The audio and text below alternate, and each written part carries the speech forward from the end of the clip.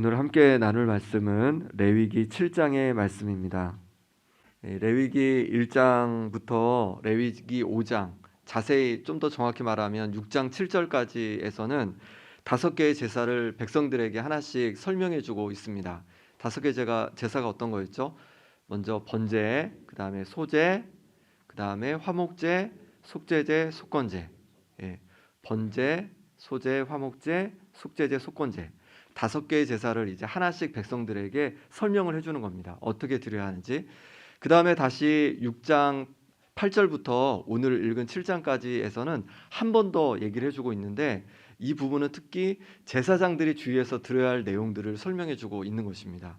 그리고 그 내용의 대부분은 어떤 것이냐면 그 남은 것들, 제사 드린 것들을 누가 취할 것인지, 누가 먹을 것인지, 누가 가질 것인지에 대한 내용들을 주로 다루고 있습니다.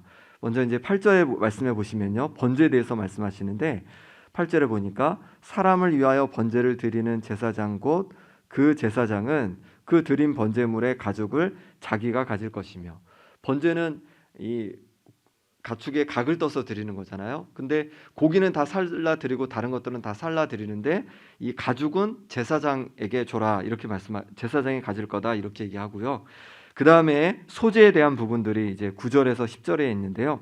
9절에 보니까 화덕에 구운 소제물과 냄비나 철판에서 만든 소제물은 모두 그 드린 제사장에게로 돌아갈 것이니, 소제물은 기름 섞은 것이나 마른 것이나 모두 아론의 모든 자손이 균등하게 분배할 것이니라. 그래서 소제도 하나님께 한 움큼 이렇게 번제단에서 불태워 드리고 나서는 제사장의 몫이다, 이렇게 말씀하십니다. 7절 같이 또 읽어보겠습니다. 속죄제와 속건제는 규례가 같으니 그 제물은 속죄하는 제사장에게로 돌아갈 것이요. 속죄제와 속건제도 그 고기는 제사장의 몫이다, 이렇게 말씀을 하고 있습니다. 그러니 대부분의 제사 드리고 남은 그것들은 고기나 가죽은 누구의 몫이다? 제사장의 몫이다, 이렇게 말씀을 하고 있는 것이죠. 그런데 화목제물은 좀 다릅니다. 화목제물은 제가 먼저 설명을 드리자면 기름과 콩팥 등 이런 것들을 하나님께 태워드리고, 그 다음에 특정 부위, 이제 뒤에서 살펴볼 특정 부위는 제사장에게 주고, 그리고 나머지는 예배하는 그 제사하는 그 제사자와 예물을 가지고 온 그 제사자와 가족들, 그리고 이웃들까지도 같이 나누어 먹게 되어 있었습니다. 그러면 34절 말씀을 한번 보겠습니다. 34절 말씀 같이 읽어보겠습니다. 내가 이스라엘 자손의 화목제물 중에서 그 흔든 가슴과 든 뒷다리를 가져다가 제사장 아론과 그의 자손에게 주었나니 이는 이스라엘 자손에게서 받을 영원한 소득이니라. 여기서 보니까 이 제사장의 몫이 뭐라고 하냐면 흔든 가슴과 든 뒷다리, 이렇게 표현을 해요. 좀 재미있어 보이긴 하는데, 이 흔든 가슴은 뭘 말하냐면 흔들어서 드리는 제사인데 이게 요제라고 합니다. 요제. 그래서 이 제물의 가슴 부위를 제사장이 흔들어서 하나님께 드리는 거예요. 그리고 나서 그거를 제사장이 취해서 가지라고 하고, 그 다음에 든 뒷다리는 뭐냐면 오른쪽 뒷다리를 이렇게 들어서 하나님께 드리는 겁니다. 그리고 이것도 누구의 몫이다? 제사장의 몫이다라고 하는 거죠. 그래서 이 가슴 부위와 또 오른쪽 뒷다리는 제사장의 몫이다, 이렇게 이제 정리를 해주고 있고, 그리고 나머지 고기들은 이제 누가 먹어요? 제사를 드리려고 제물을 가져온 그 사람과 가족들과 이웃들이 다 나눠 먹게 된다, 이렇게 말씀하시는 겁니다. 화목제는 세 가지 경우에 드렸는데요. 우리 15절, 16절 말씀에 보면은 내용이 나옵니다. 먼저 15절에 보니까 감사함으로 드리는 화목제물의 고기는 이렇게 얘기하고 있어요. 그러니까 화목제물은 언제 드린다? 감사한 일이 있을 때 드리는 거라는 거죠. 그 다음에 16절에 보면 그러나 그의 예물의 제물이 서원이나 자원하는 것이면, 이렇게 얘기하고 있습니다. 그러니까 뭔가를 서원해서 그것이 이루어졌을 때, 또 자원하는 마음이 있을 때, 이렇게 하나님께 화목제물을 드린다는 거예요. 그러니까 화목제물은 세 종류죠. 어떤 종류냐면 감사로 드리는 거, 감사제, 서원제, 자원제, 이 세 종류로 분류할 수 있다는 겁니다. 감사제는 말씀드린 대로 내게 베풀어 주신 은혜가 너무 감사해서 드리는 것이 감사제라고 보시면 되겠고요. 서원제는 서원을 들어주셨거나 서원을 완수했을 때 드리는 제사입니다. 압살롬이 이 서원 제사를 드린다고 다윗에게 말하는 장면이 이제 성경에 나오는데요. 압살롬이 그 형 암논을 이제 죽이고 그술 땅으로 도망을 간 다음에 그술 땅에서 하나님께 서원하는 거죠. 하나님, 나를 예루살렘으로 다시 돌아가게 해주시면 내가 하나님께 서원제를 드리겠습니다. 이렇게 이제 기도를 하는데 정말 다시 예루살렘으로 돌아오게 됩니다. 예. 요압 장군이 꾀를 내어서 다시 돌아오게 됩니다. 돌아왔을 때 이제 다윗에게 하는 얘기예요. 다윗에게 뭐라고 하냐면, 당신의 종이 아람 구술에 있을 때 서원하기를, 만일 여호와께서 반드시 나를 예루살렘으로 돌아가게 하시면 내가 여호와를 섬기리이다 하였나이다. 이렇게 얘기하면서 헤브론에 가서 내가 서원제를 드리겠습니다. 약속한 게 있으니까 이렇게 얘기를 합니다. 물론 그게 사실은 아니었지만 이렇게 서원제는 뭔가 내가 서원한 것이 있어요. 하나님께 이거 꼭 들어주시면 너무 좋겠습니다. 그럼 제가 서원제를 드릴게요 라고 했을 때 드리는 것이 서원제입니다. 마지막으로 자원제는 기쁜 마음으로 자발적으로 드리는 제사입니다. 성경에서는 낙헌제라고 얘기하기도 합니다. 낙헌제. 그래서 시편 54편 6절 7절에 이렇게 얘기합니다. 내가 낙헌제로 주께 제사하리이다. 여호와여, 주의 이름에 감사하오리니 주의 이름이 선하심이니이다. 참으로 주께서는 모든 환난에서 나를 건지시고 내 원수가 보응받는 것을 내 눈이 똑똑히 보게 하셨나이다. 다윗이 사울로부터 건짐을 받은 후에 하나님께 자원하여 자원제를 드리겠다고 찬미하는 그런 고백입니다. 이렇게 감사제, 서원제, 자원제는 화목제물로 드리면 되는 거였습니다. 이렇게 화목제는 세분되어 있지만 이 세 가지 모두 다 어떤 마음이 담겨 있는 것 같습니까? 감사의 마음이 담겨 있습니다. 감사의 마음. 그러니까 화목제물은 뭐를 기억하면 됩니까? 감사를 기억하시면 됩니다. 감사. 화목제물을 통해서 하나님께서는 우리에게 감사를 받기 원하심을 알려주시는 거죠. 하나님은 우리에게 이 화목제물을 통해서 감사를 가르치신 겁니다. 우리가 감사하는 삶을 살아야 함을 우리에게 알려주신 것이죠. 날마다 감사하고 계십니까? 네, 우리의 삶에 날마다 감사가 넘치기를 원합니다. 하나님께서는 그 감사로 우리가 날마다 고백하기를 원하시는 겁니다. 1860년 9월에 미국의 미시간 호수에 유람선 한 척이 침몰하는 대형 사고가 발생했습니다. 배에 타고 있던 수많은 사람이 배의 침몰과 함께 호수에 이제 빠져 죽게 되었는데요. 그 같은 상황에서 당시 대학생이었던 스펜서라는 사람이 힘을 다해서 17명이나 구해냈다고 합니다. 연일 매스컴에서 자신의 목숨을 아끼지 않고 사람들을 구한 그의 영웅적인 행동을 대서특필했습니다.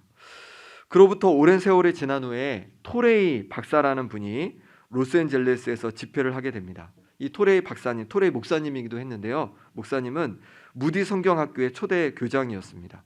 예수원 원장으로 오랫동안 사역했던 대천덕 신부님의 할아버지가 되는 분입니다. 이 토레이 목사님은 설교 중에 오래전 미시간 호수에 있었던 그 침몰 사고를 이야기하면서 그때 여러 사람들을 구출했던 그 젊은 대학생 스펜서의 용기와 희생 정신을 크게 칭찬했습니다. 그런데 바로 그 자리에 스펜서가 노인이 되어서 그 설교를 듣고 있던 거예요. 너무 신나겠죠. 이 토레이 목사님은 설교가 끝나고 나서 이제 이 스펜서와 목사님은 이제 이야기를 나누게 됩니다. 그러면서 이런 질문을 하게 됩니다. 그 당시 목숨을 구해준 17명 중에 몇 명이나 감사를 표시했습니까? 그랬더니 이 스펜서가 가볍게 웃으면서 이렇게 얘기했다고 합니다. 단 한 사람이요. 그것도 어린 소녀 한 사람뿐이었습니다. 그 소녀는 지금까지도 크리스마스 때가 되면 어김없이 저에게 감사 카드와 선물을 보내오고 있습니다. 자신의 목숨을 구해준 이에게 감사하는 것이 마땅할 텐데 17명 중에 한 명만이 와서 감사를 표현했다는 거예요. 우리 이걸 들으면 우리는 뭐가 생각나냐면 예수님과 나병 환자 10명 얘기가 기억이 납니다. 나병 환자 10명이 예수님께 왔을 때 예수님께서 그들을 다 고쳐주셨는데 제사장에 가서 보이라고 하시고 그들이 제사장에게 가는 동안에 다 고침받았는데 몇 명이 와서 감사했다고요? 한 명만이 돌아와서 예수님께 감사를 표현했습니다. 그때 예수님은 물으시죠. 그 9은 어디 있느냐? 하나님께서 베풀어 주신 그 은혜, 우리에게 어떤 은혜를 베풀어 주셨습니까? 그 은혜 앞에 우리가 감사할 수 있는 사람 될 수 있기를 바랍니다. 감사가 쉽진 않은 것 같아요. 하지만 감사할 수 있는 하나님의 사람들 될 수 있기를 바랍니다. 자, 그러면 어떻게 감사를 해야 할까요? 화목제물은 하나님께 먼저 기름과 콩팥 등을 태워 드렸습니다. 그리고 흔든 가슴과 든 뒷다리를 하나님께 드려 제사장이 먹게 했습니다. 그리고 나머지는 가족과 이웃들이 함께 나눠 먹었습니다. 이처럼 우리가 하나님께 감사의 마음을 가질 때 감사의 마음을 하나님께 표현을 하고 뿐만 아니라 우리의 감사를 가족들과 이웃들과 함께 나눔으로 말미암아 표현해야 한다는 것이죠. 우리 15절 16절 말씀을 다시 같이 한번 읽어보겠습니다. 15절 16절입니다. 감사함으로 드리는 화목제물의 고기는 드리는 그날에 먹을 것이요 조금이라도 이튿날 아침까지 두지 말 것이니라. 그러나 그의 예물의 제물이 서원이나 자원하는 것이면 그 제물을 드린 날에 먹을 것이요 그 남은 것은 이튿날에도 먹되. 17절은 제가 읽어보겠습니다. 그 제물의 고기가 셋째 날까지 남았으면 불사를 지니. 감사함으로 드린 화목제물은 그날에 다 먹어야 한다고 말씀하고 있는 겁니다. 그 이튿날까지 남겨주면 안 된대요. 왜 그럴까요? 또한 서원제나 자원제로 드린 제물도 이튿날까지는 먹어도 되지만 셋째 날에는 다 불태워버리라고 말씀하고 있습니다. 무엇 때문에 이틀 안에 먹어야 되고 하루 만에 먹어야 할까요? 이것은 제사자가, 이 예물을 가져온 제사자가 다른 사람들, 특히 백성 중 가난한 사람들과 고기를 나눠 먹도록 장려하기 위한 것입니다. 만약에 고기를 오랫동안 둬도 되면 가족들이 자기와 가족들만 딱 먹고 나서 계속 보관했다 그렇게 먹을 거 아니에요. 근데 그게 아니라 하루 만에 먹어야 되면 어떻게 할까요? 다 먹을까요? 다 먹을 수가 없습니다. 소 한 마리, 양 한 마리 어떻게 다 먹습니까? 나눠 먹을 수밖에 없겠죠. 그러니 하루 만에 먹어라, 이틀 만에 먹어라 하는 말씀은 뭐냐면 그 재물을 나누기를 원하시는 겁니다. 하나님 앞에 감사한 일이 있을 때 하나님 앞에 감사를 표현하는 것 당연합니다. 근데 그뿐만 아니라 감사한 것을 표현하는 또 한 가지 방법이 무엇이냐면 바로 우리 이웃들과 나누는 것이죠. 감사함이 있을 때 내 주변에 가난하고 힘든 이웃들, 또 세계에 굶주린 이웃들을 기억하면서 나눌 수 있는 우리 성도님들 되시길 바랍니다. 다윗은 사울에게 쫓기다가 블레셋 땅으로 망명을 하게 됩니다. 그러면서 가드왕에 의해서 시글락이라는 한 성을 이제 하사받게 되고 시글락 성에서 자기와 함께한 그 수하들과 또 가족들과 함께 그렇게 살아가게 됩니다. 그런데 어느 날 이 블레셋과 이스라엘의 전쟁을 하게 됩니다. 그리고 나서 이제 이 블레셋 가드왕이 이 다윗과 그 군대들에게 같이 가자고 하죠. 같이 이제 전쟁터를 나가는데 다른 블레셋 사람들이 그것을 싫어하는 겁니다. 왜냐하면 다윗은 이스라엘 사람이기 때문에 배반을 하게 되면 큰 낭패를 보기 때문에 그렇습니다. 그래서 다윗은 어쩔 수 없이 다시 시글락 성으로 돌아옵니다. 돌아와 보니까 시글락 성이 엉망이 되어 있는 겁니다. 그 사이에 아말렉이 와서 그 가족들을, 처자식들을 다 데려가고 모든 좋은 것들을 다 가지고 간 것입니다. 그로 인해서 다윗과 또 함께한 사람들은 서둘러서 빠른 걸음으로 뛰어가며 이 아말렉을 추격하게 됩니다. 너무 급하게 가다 보니까 부솔 시내에 이르러서 200명이 기진하였습니다. 결국 200명은 납두고 400명만 가서 이제 아말렉으로부터 처자식과 모든 재물을 찾아옵니다. 그렇게 되니까 이 400명이 뭐라고 하냐면 저 200명, 전투를 하지 않은 200명에게는 처자식은 돌려주되 재물을 주지 말자. 저들은 우리처럼 목숨 걸고 싸우지 않았지 않느냐라고 다윗에게 이야기를 합니다. 하지만 다윗은 그렇게 하지 않죠. 그 200명에게도 가져온 다시 되찾은 것들을 모두 공평하게 똑같이 나눠줍니다. 왜 그랬을까요? 이 전쟁을 이기게 된 것은 바로 하나님께서 우리를 도우셨기에 이기게 된 것이라고 그렇게 고백했기 때문에 그렇습니다. 하나님이 도우셨기에 승리했다는 것이죠. 그러니 이 다시 되찾은 이 재물을 우리만 가질 수 없고 같이 공평하게 나눠야 된다, 이렇게 말하고 있는 것입니다. 우리가 살아가면서 하나님께서 우리에게 주시는 것들, 또 주시는 은혜들 있습니다. 그것들 내가 노력해서 내가 힘써서 얻은 것이라고 볼 수도 있겠지만 또 하나님께서 우리에게 건강을 주시고 힘을 주시고 능력을 주셔서 우리가 얻게 된 건 줄 믿습니다. 그리고 이런 고백이 있다면 그것을 가지고 하나님께 드릴 뿐만 아니라 또 어려운 이웃을 향해 나눌 수 있을 것입니다. 하나님께서 우리에게 주신 것이기 때문에 그렇습니다. 오늘 하루 하나님께서 내게 주신 은혜들을 기억하면서 감사함으로 하나님 앞에 감사를 고백할 뿐만 아니라 우리 이웃들을 향해서도 감사의 사랑을 나눌 수 있는 우리 성도님들 되시기를 간절히 바랍니다. 이 시간 우리 함께 기도하겠습니다. 기도하실 때 하나님께서 베풀어 주신 은혜를 다시금 기억하며 감사의 기도를 드리기 원합니다. 예수님을 보내주셔서 내게 생명을 주심에 감사하고, 가정을 주심에 감사하고, 자녀를 주심에 감사하고, 직장을 주심에 감사하고, 그 아무것도 없어도 오늘을 살아가고 있음에 감사할 수 있는 우리가 되기 원합니다. 감사로 고백하고, 또 이 시간에 우크라이나 땅 가운데 하나님께서 평화를 주시기를, 코로나19가 하루빨리 종식되도록 이 시간 우리 함께 기도하겠습니다. 하나님 아버지 감사합니다. 우리 삶 속에서 주님 찾아와 주셔서 우리의 필요한 것들을 채워주시고, 또 우리 아버지 하나님 일상을 살아갈 수 있도록 주여 인도해 주신 것 감사합니다. 우리 가운데 가정을 허락해 주시고, 자녀들을 허락해 주시고, 또한 손지들을 허락해 주심에 감사합니다. 직장을 주심도 감사합니다. 그 무엇 없어도 하나님 오늘을 살아갈 수 있는 힘을 주심에 감사합니다. 무엇보다도 우리에게 예수님을 보내주셔서 생명을 주심에 감사합니다. 하나님 감사함으로 살아가는 아버지 하나님 인생 되게 도와주시고, 감사함으로 고백하기에 아버지 하나님께서 주신 것들을 나눌 수 있는 아버지 하나님 손댈 수 있도록, 손길 댈 수 있도록 역사하여 주시옵소서. 하나님 아버지 우크라이나 땅 가운데 하나님께서 평화를 부어주시길 원합니다. 하나님께서 인도하여 주셔서 저 땅에 다시 평화를 찾을 수 있도록 하나님 역사하여 주시옵소서. 또한 코로나가 하루빨리 종식될 수 있도록 하나님 역사하시고 도와주시옵소서. 그런 말미암아서 다시 평안히 살아가게 도와주시고, 아버지 하나님 다시 기쁨으로 살아가고 영광 돌리는 삶이 될 수 있도록, 또 마음껏 하나님을 예배하는 아버지 하나님 그런 날이 속히 올 수 있도록 하나님 역사하여 주시옵소서.